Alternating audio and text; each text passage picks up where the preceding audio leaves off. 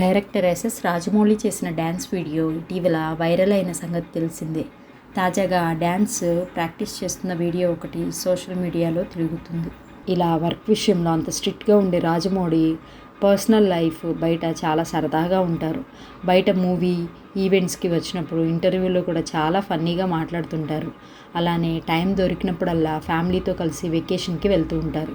ఇక జక్కన్న రీసెంట్గా ఓ ఫ్యామిలీ ఫంక్షన్లో తన భార్యతో కలిసి డ్యాన్స్ చేసి అందరినీ ఆశ్చర్యపరిచారు.